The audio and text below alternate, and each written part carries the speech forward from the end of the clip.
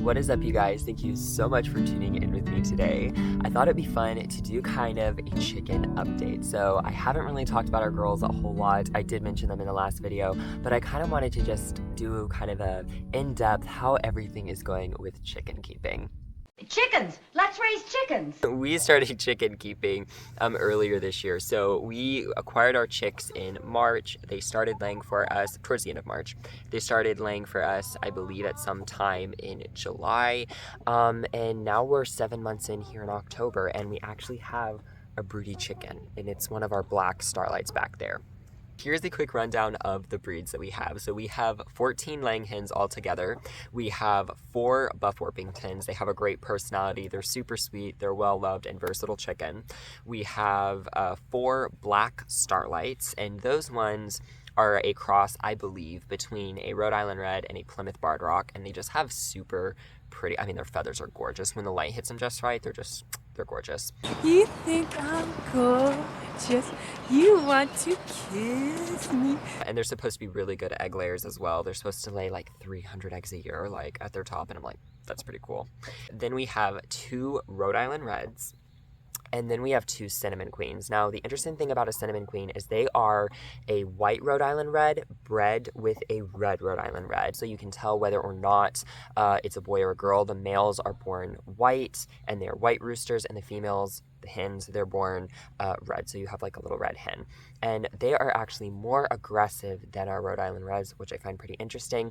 And then the last chicken breed that we have, the final chicken breed, is the Starlight Green Egger. And the reason we acquired that breed is because of my vanity. I wanted green eggs, and I was like, that's so beautiful. And there actually were supposed to not be super good egg layers. Like, they were like, yeah, they don't lay that many eggs. But they laid first. They grew faster than everybody else. They started laying first, and they're laying super consistently, and they haven't really missed. So they're really good layers. Like, that's what I'm getting at. They're super great layers. They're super docile. They're more shy when it comes to their personality, but they're really great. I love them. Now, they say you shouldn't have a favorite child, and there probably is some legitimate truth to that. You probably shouldn't have a favorite child, but no one ever said that applied to chickens. So this chicken here is my personal favorite chicken. It is a Buff Orpington, and her name is Peaches. And the reason she's my favorite chicken is because when they were chicks, I tried to train Peaches to be a shoulder chicken, which actually works. You can train your chickens to be shoulder chickens. But what I did not foresee was that I have a low pain tolerance, number 1, and number 2, they end up with actual talons on their feet. And so it was very painful when, poop-covered feet with sharp nails ended up on my back and my shoulder. And so unless the 80s comes back and shoulder pads become a thing, I probably, won't allow her to be on my shoulder anymore. I know it's sad, but it's just, it's for my personal comfort, honestly. Now, something that, dare I say, was an unforeseen stroke of genius was planting marigolds all around their run. The main reason being, the chickens can't get enough of these marigolds. They go wild when you start picking them, and they love them. And they will fight over them. So it's important to make sure that, you pick a large handful and you give it to them over, inside of their thing so they don't kill each other.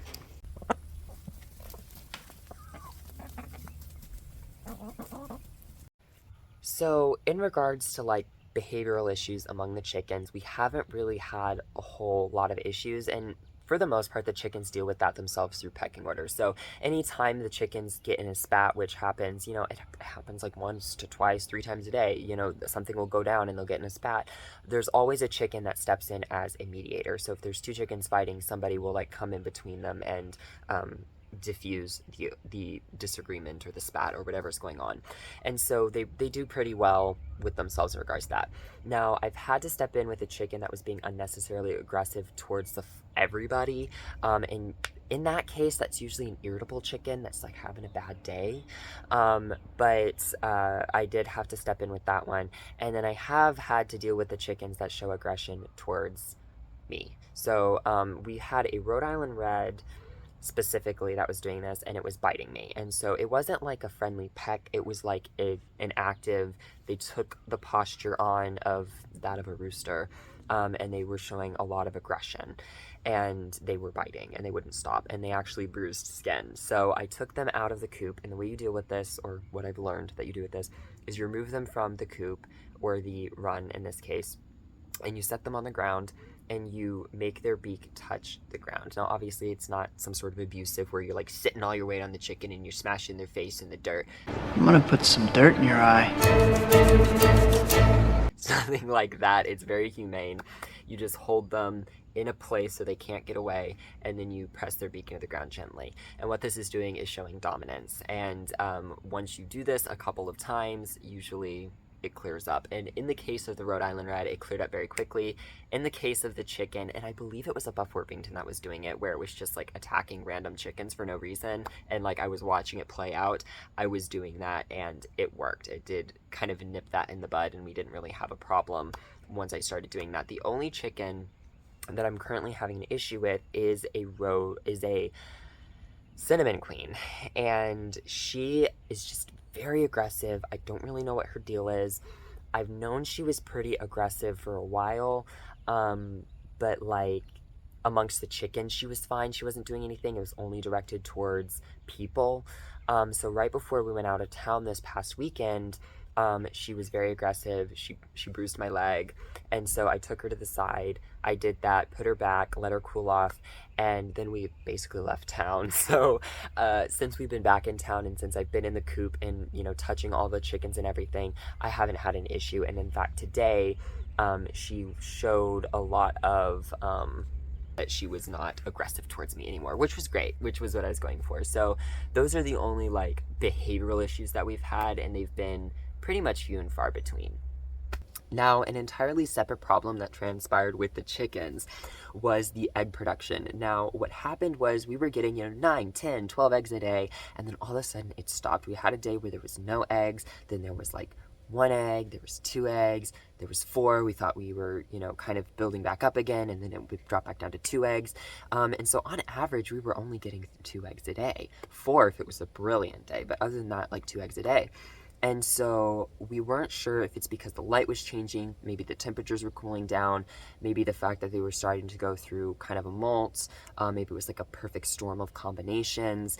And so I went ahead and decided that, we should, and I talked to my brother about it, and I was like, I really seriously feel like we should switch their food. And so we did. We switched their food. And about 5 days after being on that food, their egg production picked up and they started laying. And we went from 4 to 6, right up to 10. And then they've been laying really well ever since then. They've continued to lay really well. And so that's really what the issue was their food. Now, it's possible that, once again, it was a perfect combination of storm, and it was they didn't have good food, they're starting to molt, and, the weather's cooling down, things are changing, and so their hormones are a little off. That's very possible that it was all those things combined, but I really do think that switching their food and changing it to a better quality food was necessary for them. So the brand of food that we did switch them to was Nutrina, and it was only, I think it was 13 cents more per pound than what we were buying previously, and so it wasn't a massive expense because it did start lasting a little bit longer. So while we're on the subject of food, I do want to mention the grit and the oyster shell.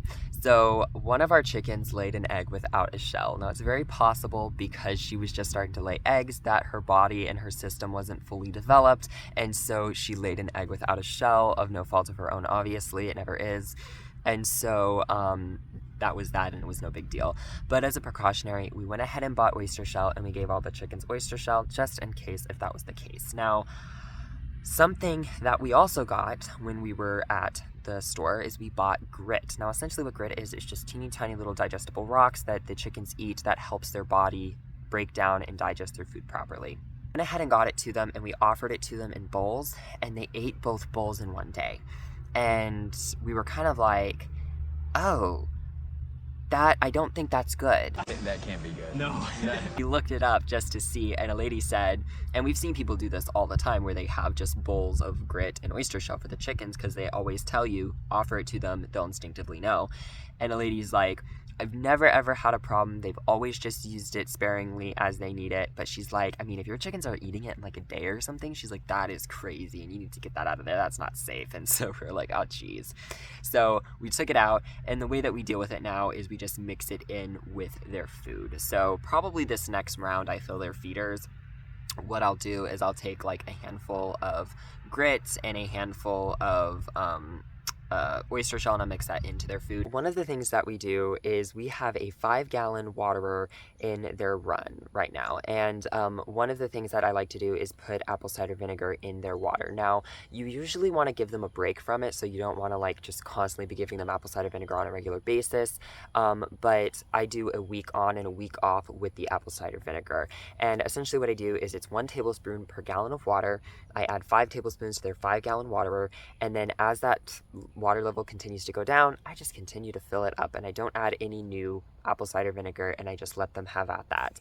And then at the end of a week, I will dump it all out, rinse it out, and put fresh water in it. And no matter what, whether there is apple cider vinegar or not in their large watering container, I make sure that they have a small watering container with just fresh water in it that they have access to, so they can get fresh water with nothing added into it. And this is just going to kind of help with worms or mites or anything like that, just to kind of help make sure their body is getting, some good probiotic inside of it. And the type of apple cider vinegar you want to use is something with the mother in it. And the mother is the good stuff. That's the good stuff. That's the, probiotic that's naturally found in the vinegar. And usually it's going to be sold as either unpasteurized or labeled as having the mother in it. And most stores have their own store brand. So, you can find it at Walmart, Aldi's, Kroger, you name it, you probably could find it there. So, gotta have the mother in it though. So all of our ladies are alive and well. That's kind of some of the stuff that we've been doing with our chickens. They're just kind of being busy in here. We've been adding bars inside here for them to perch on, so they'll be, happier. But other than that, everything is going pretty good with our chickens, and they're just as chickeny as ever. Thank you so much for tuning in with me today. I really do appreciate it. If you liked this video, please let me know by giving it a big thumbs up. Feel free to click that figure out subscribe button if you want to stick around, and feel free to drop a comment down below. I love hearing from you all, and to never miss an upload, make sure to click that bell icon. I hope you have a wonderful, wonderful rest of your day, and I will see you all later. Bye-bye.